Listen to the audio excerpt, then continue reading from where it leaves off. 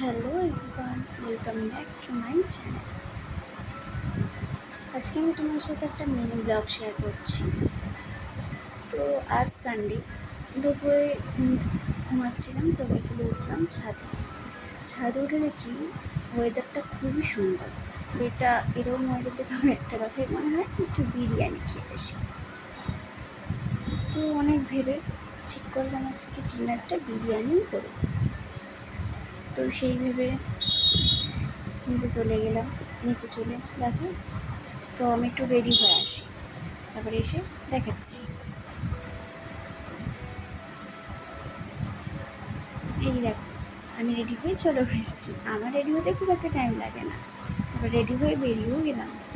বলছি কোথায় যাচ্ছি একটু দেখো। তো যাচ্ছি হাইওয়ে দিয়ে।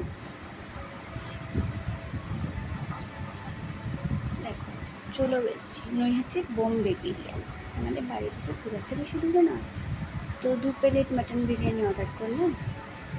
দেখো,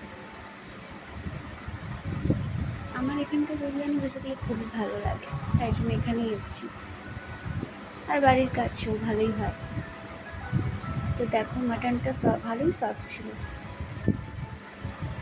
একটু মাটন, একটু আলু আর চাটনি দিয়ে, একটু স্যালাড দিয়ে, উফ, কারি না ভালো লাগে বিরিয়ানি খেতে। আমার তো খুবই ভালো লাগে। তো দেখো, বিরিয়ানি খেয়ে